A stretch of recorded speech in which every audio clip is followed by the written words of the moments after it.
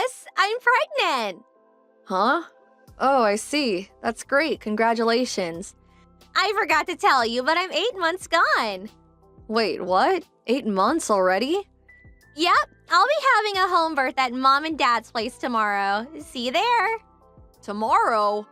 You got a problem with that?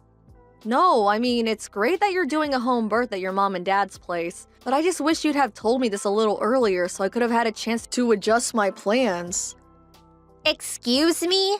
Since when did I have to get permission from my sister-in-law for everything I do? Are you my boss now?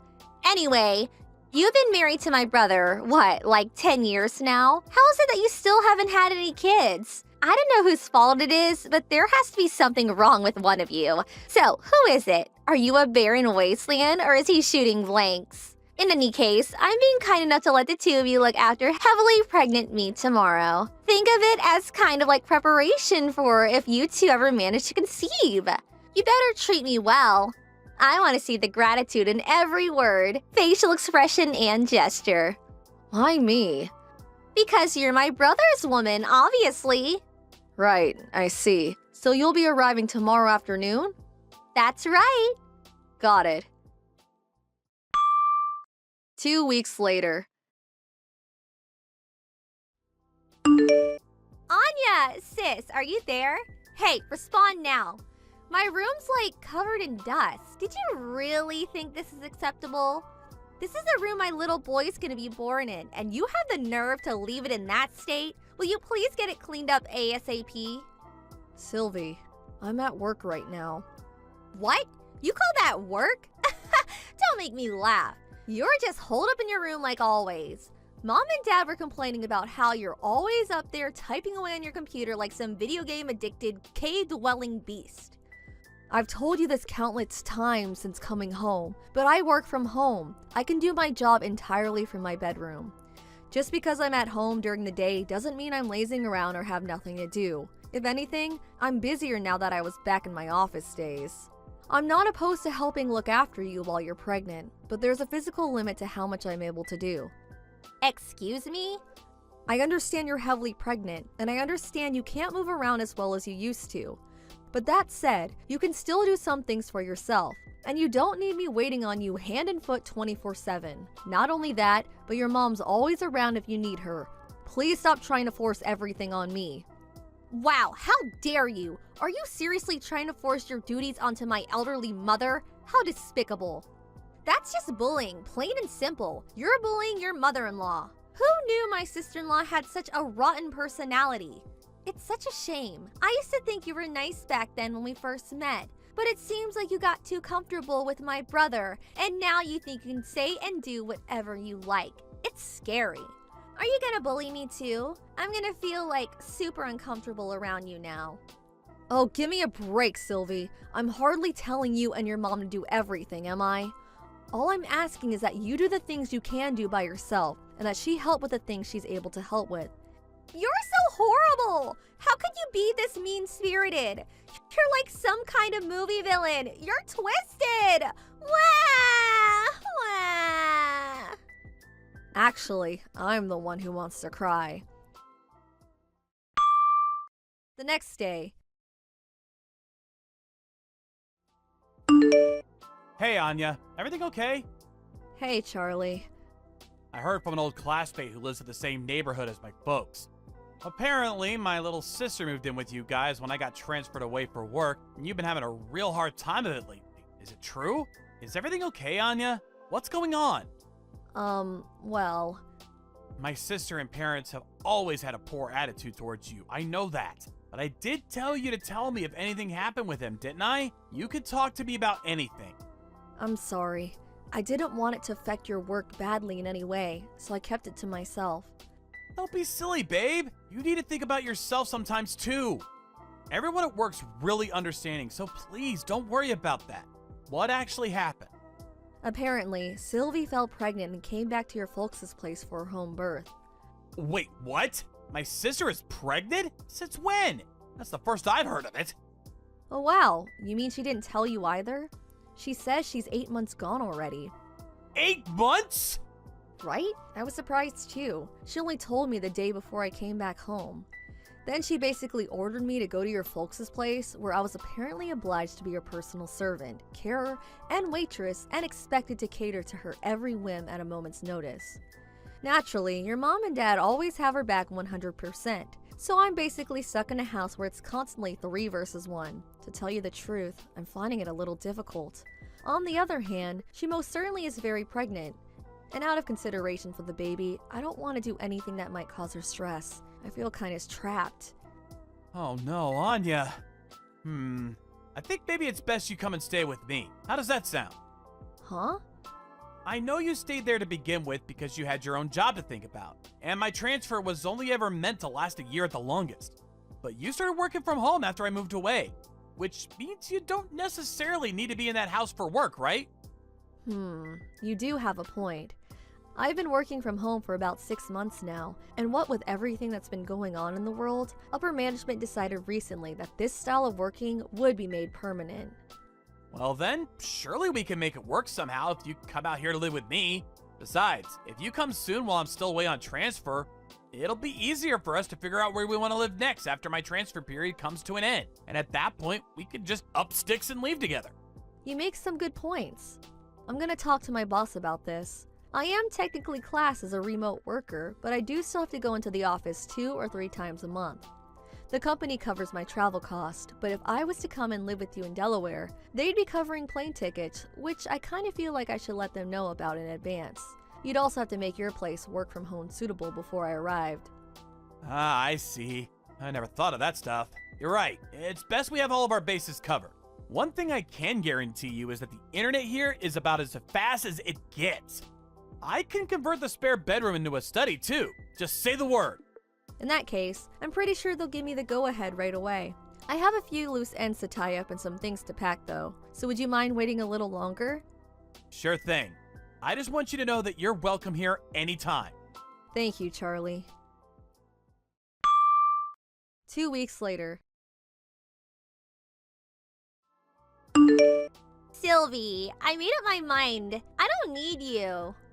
You don't need me?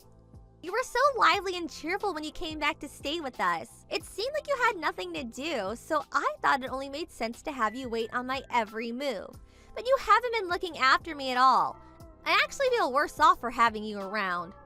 That's hardly my fault when I have work to do, is it? Do you want me to get fired?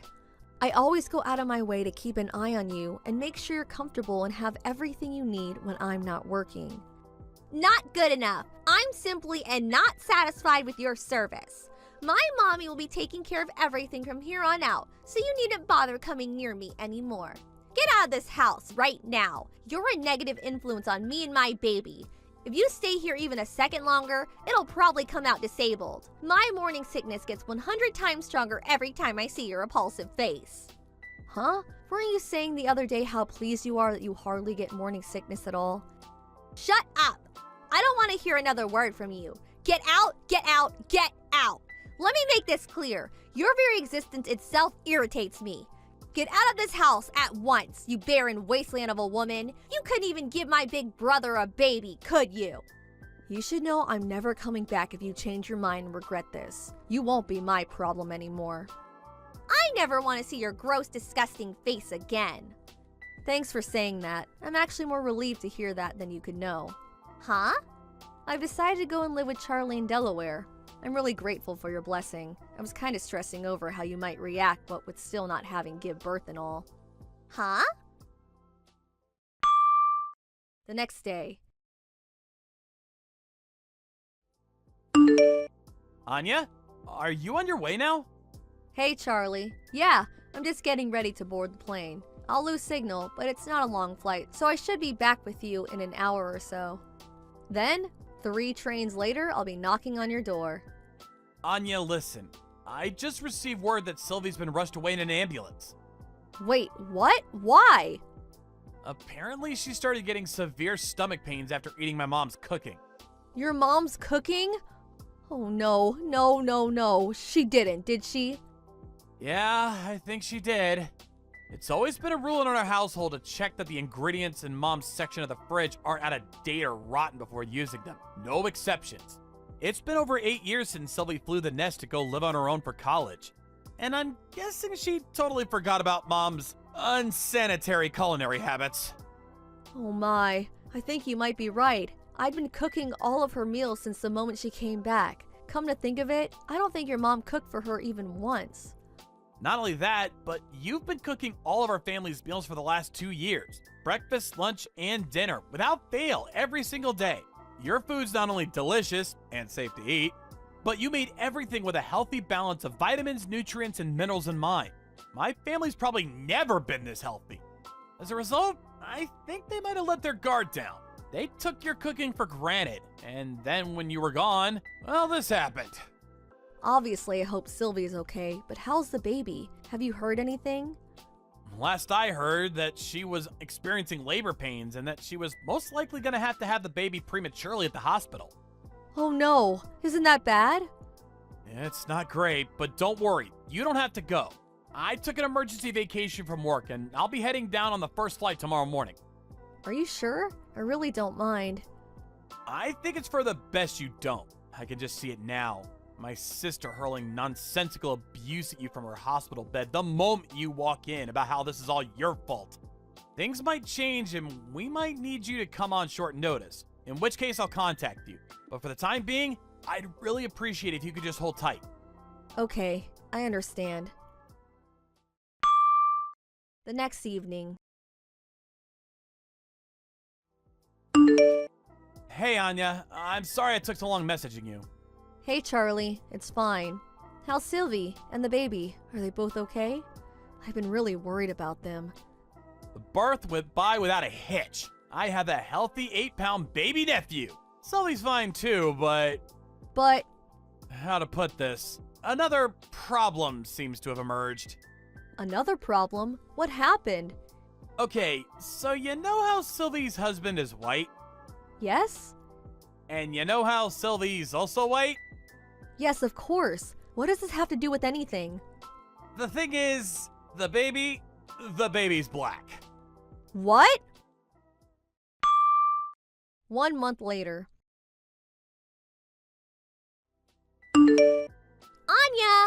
Anya! Hello? Anya? Please, will you come back? Pretty please with a cherry on top. My brother knows how to cook for himself. He'll be fine on his own. You'll be able to come back, won't you? Won't you? You should be prioritizing me and my little boy. I'm in the mother of all pinches here, Anya. Please. Oh my God, how did things get this way? Hello, Sylvie. I'm glad to hear you and your son are okay. I hate to have to tell you this, but even if I was to come back, I wouldn't be able to look after you like I was doing before. Why not? Things at work started going great when I moved out to Delaware to be with Charlie. He's really understanding of my remote work situation and goes to every effort to accommodate me. We also split the housework evenly. He's such a darling. I feel lucky to have him.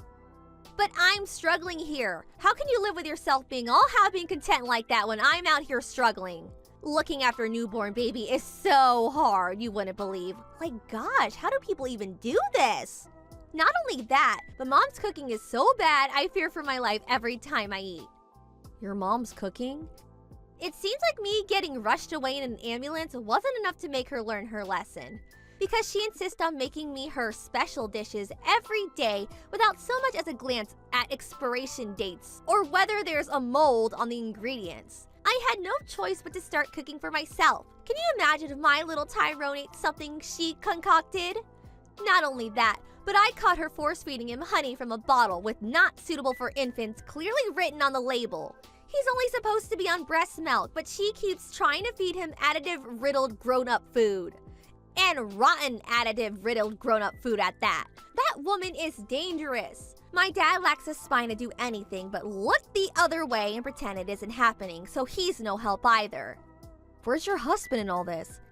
He divorced me. Ugh, don't ask the questions you already know the answer to. I see. So we really did end up divorcing over that, huh? Well, what about little Tyrone's real dad? What happened with him? I don't know. He disappeared. What? Forget all that. None of it matters now. The point is you need to come home. You need to come home now. My ex-husband wants nothing to do with me. My only choice now is to raise him at my parents' house while trying to avoid either of us being hospitalized again by my mom's lethal cooking. The only people who were ever capable of keeping this place in functioning order were you and my brother. Please, me and Tyrone need you. Stop your complaining and just help us already. Ugh! Nope, sorry, but I really can't do that. Why not? I'm begging you here. Have you ever seen me like this? Have you? I'm not doing it for fun, I promise you. Please, I'm desperate here. I have a question for you, Sylvie. Did you notice how unhealthy living with you made me? Huh? Not only did your mom force me to do all the housework and cooking, but when you showed up out of nowhere, so pregnant you were ready to burst and demanded I be your live-in carer going on slave. To make matters worse, none of you seemed to understand the meaning of remote work and interrupted me upwards of 20 times a day, resulting in me barely ever getting anything done. My body was sending me desperate signals to get out. Then Charlie sent me a lifeboat and invited me to live with him, so here I am. Finally recovering while being reminded what it's like to live a normal life. And you suddenly demand I throw all of that away to come back and live with you guys in the madhouse? You can't blame us for that. I bet you just weren't looking after your health properly, or not scheduling properly or something. That's got nothing to do with us. Don't you dare try and blame your poor lifestyle choices on me and my family. I see.